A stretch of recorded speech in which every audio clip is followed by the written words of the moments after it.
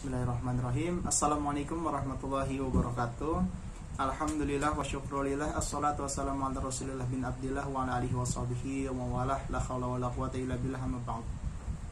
Berjumpa kembali dengan saya Muhammad Ilham Sahrulkan dari Fakultas Ilmu Tarbiyah dan Keguruan Tadris Matematika 2C IAIN Syekh Nurjati Cirebon. Pada kesempatan ini saya akan membaca sekaligus menerjemah bebas kitab Ta'limut Ta'alim pekan ke-10 materi ke-60.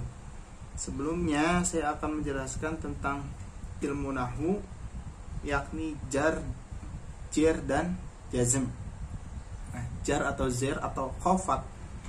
I'rab khofat mempunyai 3 tanda, yakni fathah, yakni kasroh, ya, dan fathah.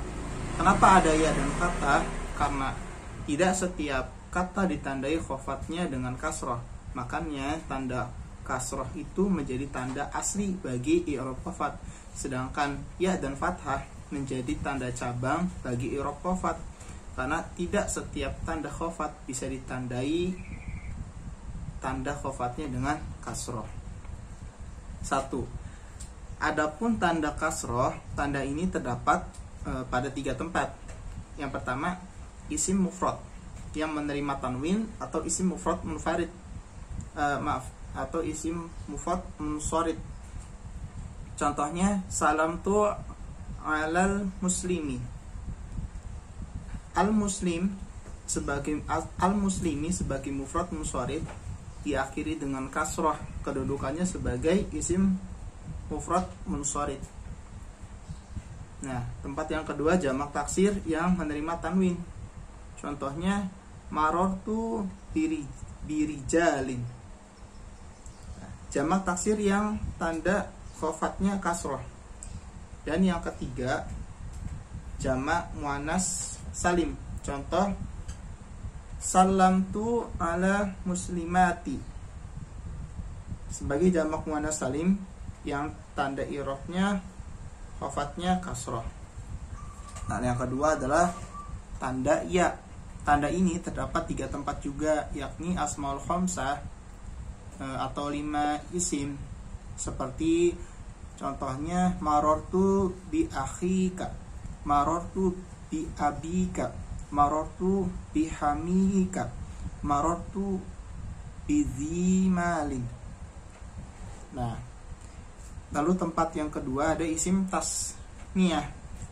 Contohnya salamtu ala muslimaini. Tanda i'rab khofat pada isim tasniyah yaitu muslimain. Nah, yang tempat yang kedua jamak mudzakkar salim.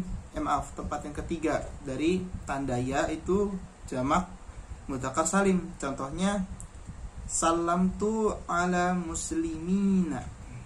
Muslimina sebagai tanda i'rabnya. Nah, lalu yang tanda yang ketiga adalah fathah pada isim yang tidak menerima tanwin atau isim ghairul munsharif. Nah, isim yang tidak menerima tanwin ini ada 2, yaitu dengan istilah isim ghairul munsharif yang tidak bertanwin. Contoh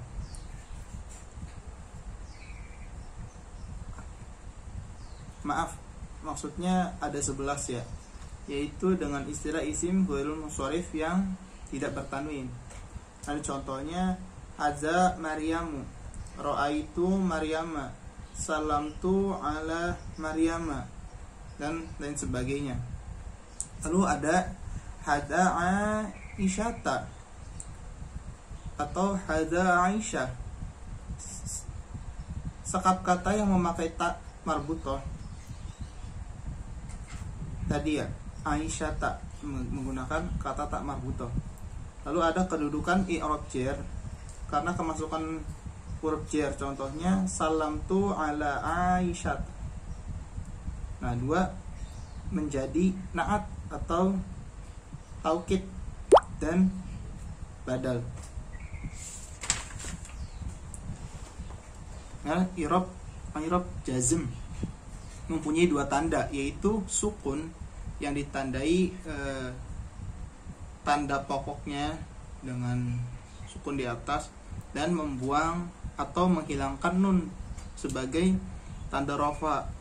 yang huruf rofa dan huruf ilat.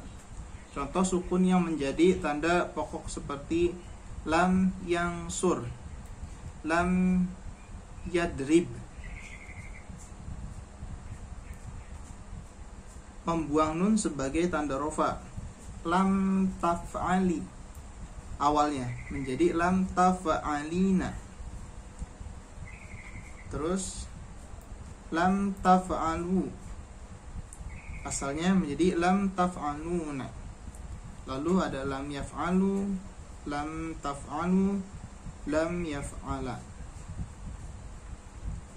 Dan yang ketiga, membuat huruf i'lat. Contohnya yarmi diberi lam, jadi lam yarmi. Terus yahsya diberi lam, jadi lam yahsya. Baik, segitu pemaparan nahwu dari penjelasan jar dan jazm. Selanjutnya saya akan menerjemah bebas materi ke 60. Faslun fi tawakal, faslun tentang bertawakal. Tsumma la budda li talibil ilmi minat tawakkuli fi talibil ilmi wa la yahtamu li amri rizqi wa la yusgila qalbahu bidzalika. Para pelajar harus bertawakal semestinya, atau harus bertawakal kepada Allah saat mencari ilmu, dan tidak perlu cemas soal rezeki dan terlalu sibuk memikirkan soal rezeki. Rawa Abu Hanifah rahmatullah alaihi an Abdillah ibn al-Hasan Az-Zubaydi sahibi Rasulillah sallallahu alaihi wasallam. Abu Hanifah yang mudah-mudahan dirahmati Allah meriwayatkan hadis dari Abdullah bin Hasan Az-Zubaydi, sahabat Rasulullah sallallahu alaihi wasallam, berkata, man tafaqqaha fi dinillahi kafahullahu hammahu wa razaqahu min haitsu la yastasib. Min haitsu la yahtasib. Artinya, barang siapa memperdalam ilmu agama, maka dia dicukupi oleh Allah, dan dia pasti diberi rizki oleh Allah dari jalan yang tidak ia sangka-sangka, jalan yang tidak terduga-duga. Fa inna man syaghala qalbuhu birrizqi. Dan barang siapa sibuk memikirkan soal rizki, minal quti wal kiswati qallama yatafarragu litahsili makarimil akhlak. Yakni makanan dan pakaian, maka jarang sekali ia memikirkan akhlak yang mulia. Wa ma'ahlil umuri, dan hal-hal yang tinggi nilainya. Qila, ada yang berkata, da'il makarima la tarhal libuk yatiha. Tinggalkan kemuliaan, jangan sekali-kali kamu mengejarnya. Waq'ud fa innaka anta ta'imul kasi.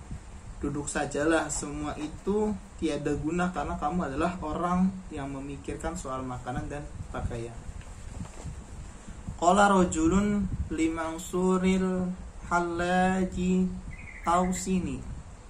Ada seorang laki-laki berkata kepada Mansur al-Hajj, faqala hiya nafsuka. Tuan,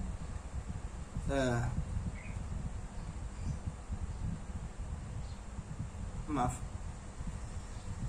Jadi ini ada seorang laki-laki berkata kepada Mansur al-Hallaj, Tuan sudilah berwasiat kepada saya. Beliau menjawab, faqala, beliau menjawab, hiya nafsuka, bukan nafsumu. Illam tusgilha syagolatka. Sebab jika tidak kamu sibukkan, justru dia yang menyibukkan kamu. Fayambagi likulli ahadin ayyushghila nafsahu bi a'malil khair. Jadi setiap orang harus menyibukkan dirinya dengan amal-amal yang baik. Wala yahtammal aqilu li amri dunia, dan tidak sibuk menuruti hawa nafsu. Orang-orang berakal tak layak cemas dengan urusan dunia.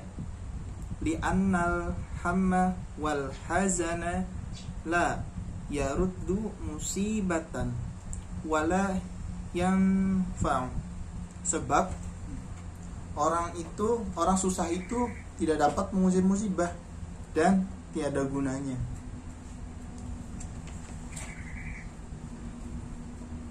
Bal yadurrul qalba wal aqla wal badana wa yuhillu bi a'malil khair. Bahkan masalah membahayakan hati, akal dan badan dapat menghapus amal baik. Wayah tamma li amril akhirati li annahu yang fa'u. Seharusnya muslim itu prihatin memikirkan urusan akhirat, itulah yang lebih bermanfaat. Jadi di sini laki-laki meminta kepada Al-Hajj untuk minta wasiat. Maka Mansur Al-Halaj ini berwasiat untuk menyibukkan nafsu dengan hal-hal yang baik, karena kalau kita tidak sibukkan nafsu, nanti nafsu yang akan menyibukkan kita. Akhirnya kita terbawa menjadi tidak baik. Baik, segitu saja pemaparan materi pekan 10, materi 60 pekan ke-10 dari saya. Kurang-kurangnya mohon maaf. Semoga bermanfaat. Wallahu a'lam bishawab. Wassalamualaikum warahmatullahi wabarakatuh.